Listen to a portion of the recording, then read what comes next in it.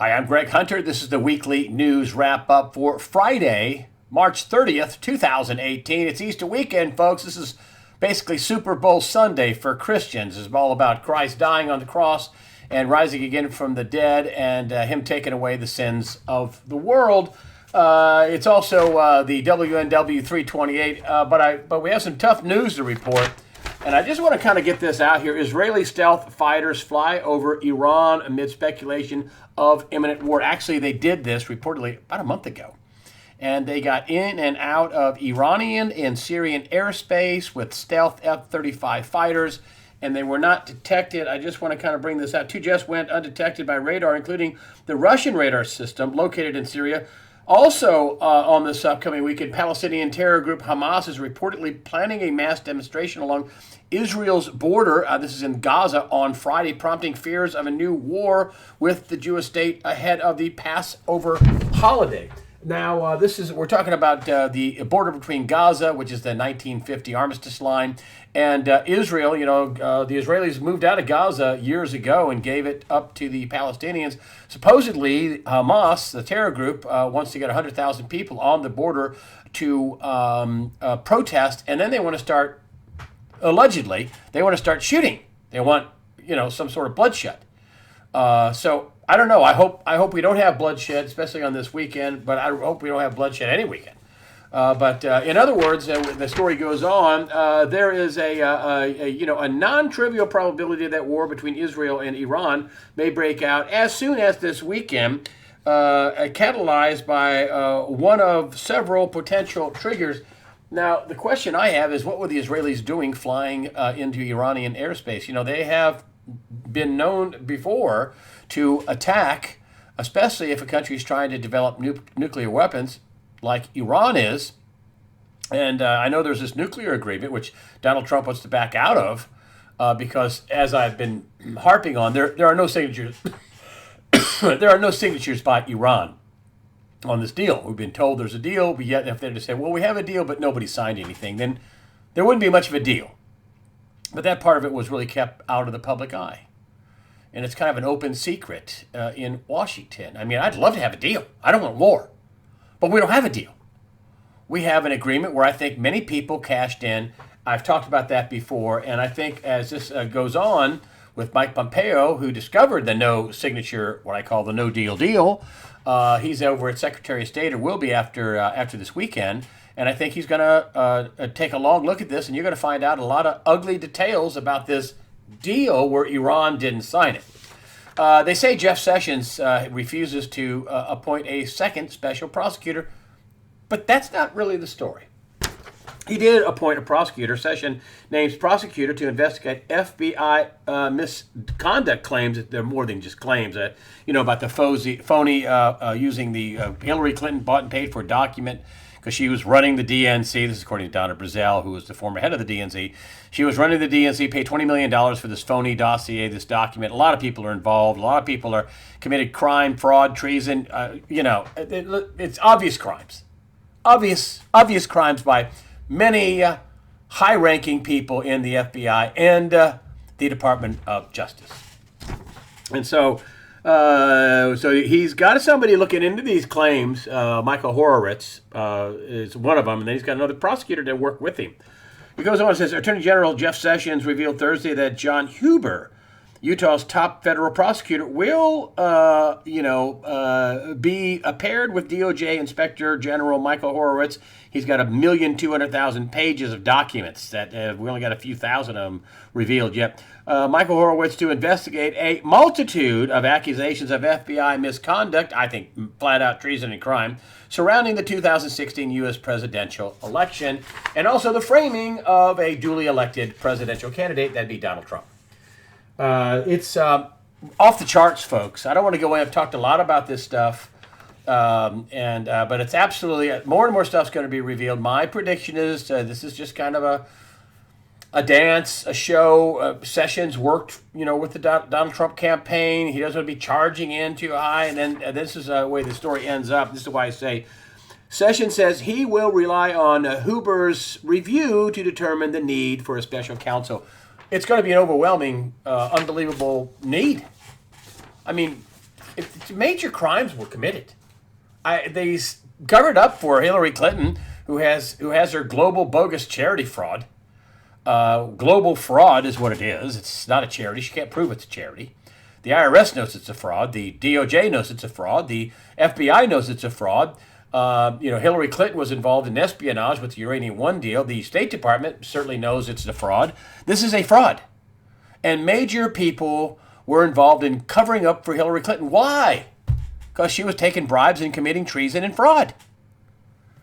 And so did they, if they covered up for it.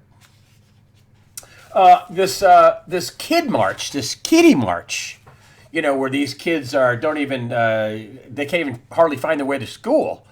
This is the way my local paper, they were working this. And as soon as I saw this, and it looks like a lot of people, but it's a compression shot. And they were going for 1 million people. And millions of dollars were involved. This Delta Airlines was flying people up to Washington for this scam. Enough is enough. This march. It was supposed to be 1 million people. They got nowhere close. The paper starts out by saying hundreds of thousands. Wow, you don't have a real number. If it would have been 1 million, they'd have said it was 1 million. If it was 500,000, they'd have said it was 500,000.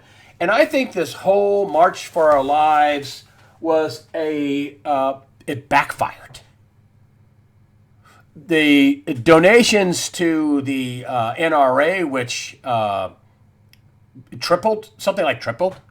The membership vaulted up from 5 million to 5.5 million, a 10%, like in a few weeks, run up in, and that's just what's been reported so far. I don't have the latest numbers, but another 500,000 people joined the NRA. And might I tell you, there has not been one mass shooting by an NRA member. These are all Democrats. These are all people that vote Democrat and are Democrats. I mean, you can go back to all the murders and shootings and go back to Lincoln. Who shot Lincoln? A Democrat. John Wilkes Booth, an actor, a Democrat. It's the Democrats. I got an idea. Maybe it's the Democrats that shouldn't have guns, but let me go on. Here we have NRA. Hey, NRA, stop killing our kids. That's our job. Planned Parenthood. Planned Parenthood. And I got to tell you, they also sponsored this stupid March for Our Lives, right? Which turned out to be we're going to take your guns. Now, they started denying that. We're going to repeal the Second Amendment. We started denying that. Tell you why they denied that in just a minute. But if you look at the Planned Parenthood, this is a very funny. So there's actually a sign up there. Planned Parenthood in 2017, I looked it up. They I have to read this for you, folks. They performed 321,884 abortions. 321,384 abortions. Now they're worried about our children.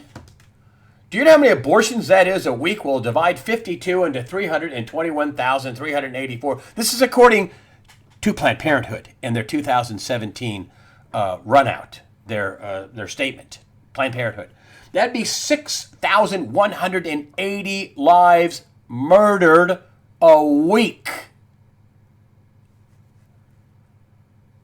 6,180 babies destroyed a week. That's a little more than 800 a day. So when this guy says, "Hey, NRA, stop killing our kids," that's our job. It ain't the NRA. They haven't killed a single person. Another couple of facts I dug up on this. Not a single Republican, not a single NRA member has committed one of these atrocities. These are Democrats. It was Democrat policies which led up to this crazy kid Cruz in the latest one, because they didn't want to report, people. They wanted the stats to look better, so they kind of just didn't report crime. This is the NRA, 0 people killed. The NRA gets 0 tax dollars. What did the Planned Parenthood get? Although with this new budget omnibus deal, I don't know how much Planned Parenthood is going to get. It's weird. They get to get that money and then turn around and spend other money out on political campaigns and stuff like this stupid rally. But Planned Parenthood, a little more than 800 babies a day. It's 6,180 babies a week on average. And they're worried. They're worried about killing people. It's a baby, not some tissue. We're talking about babies. Stupid me. I never could figure out why would they want to be pushing for term abortion? I don't believe in abortion, but if you are going to have one, why wouldn't you have one in the first couple of weeks? I mean, why wouldn't you have one as early as possible? I don't believe in abortion, but I'm thinking, why would they want all these full term? Oh, the organs are full grown. Oh, and it's sick, isn't it? It's sick. But Planned Parenthood is a sponsor of this March for Our Life. Here's another bogus headline in the newspaper. So number one, it wasn't as big as what they said it was.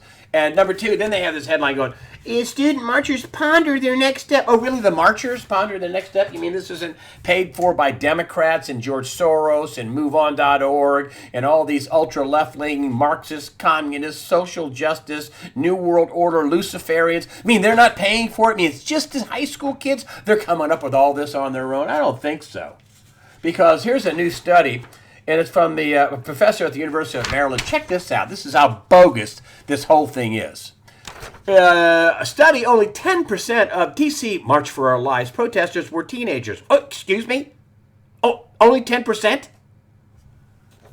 It goes on, University of Maryland sociologist Dana R. Fisher, about 10% of the participants in the main March for Our Lives anti-gun, that's what it turned out to be, an anti-gun, anti-Second Amendment protest in Washington, D.C. on Saturday, that's last Saturday, were under 18 years old. The average age, check this out, folks, the average age of the Marxist, Communist, Democrat, New World Order, Luciferian there, and the average age was 49. Total thing was a farce.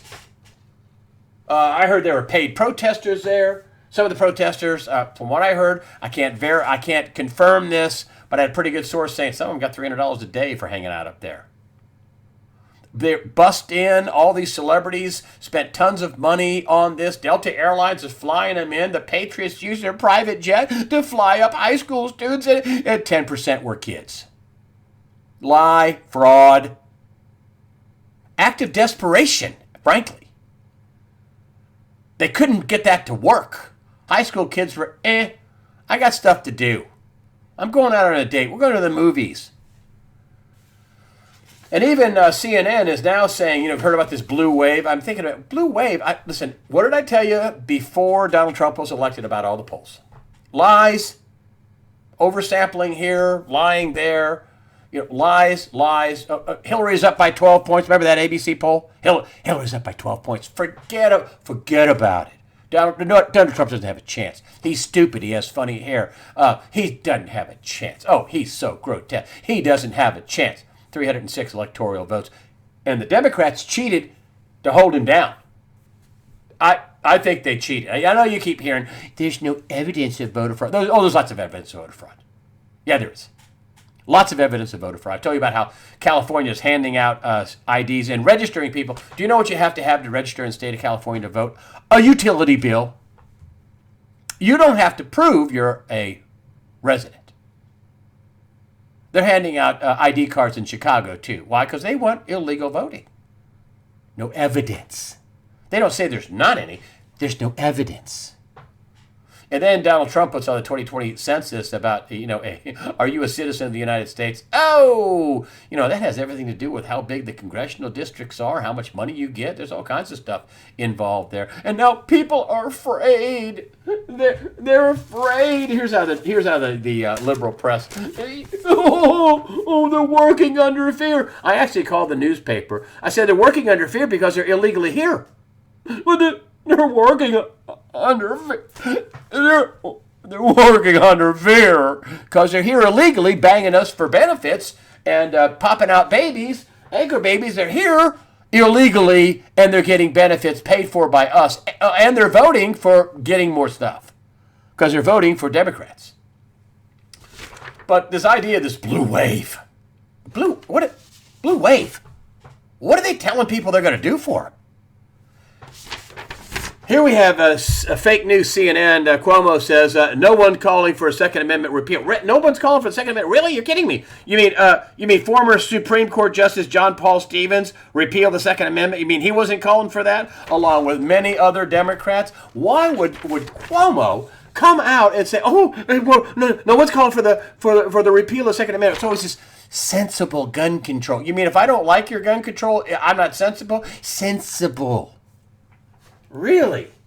I'll tell you why he's worried about that. Because it's another loser plank in their Democrat platform for the midterm elections in 2018. Because, hey, 1 in 5 Americans wants the Second Amendment to be repealed. Now, that means 80% say no. Are you getting that? They tried to spin the 1 in 5 Americans, they want the Second Amendment to be repealed. This is a WAPO poll, Washington Post. Well, that means 4 in 5 say, heck no, don't repeal it. Yeah, and let's just do a breakout of, some of the people they polled. It was an extensive poll by the Washington Post. Hey, let's not use some far right-wing poll. Let's use the far left-wing Washington Post. Okay? I'm surprised they printed this. So here they have this right here. This is the average, 21%, right? Democrats, they couldn't even get 40% of Democrats. They couldn't get 40%, 39%. Republicans, 8%. I'm surprised it's that high. Independent, 16% want it repealed. White people, 19%. Black people, 30%. That means 70% don't want it repealed. Black people. Hispanic, 27% want it repealed. That means 63% don't want it repealed. Excuse me. 73% don't want it repealed. Everywhere you look, they couldn't hardly get into the 30 percentile. They got 39% Democrats. That means 61% don't want it repealed. And then you had blacks, 30%. That means 70% of black people don't want it repealed. That's a loser issue. This is the ultra-left's own polling. That's why people like Chris Cuomo, we don't want to take all your guns. Right.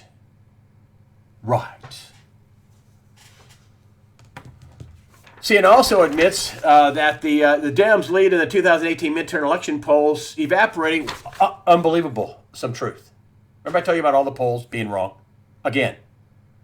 Here's 1, 2 that are truthful. And I really wonder, because this is the Washington Post, I wonder if it was even worse than that. I wonder if it's like 90% said don't repeal it.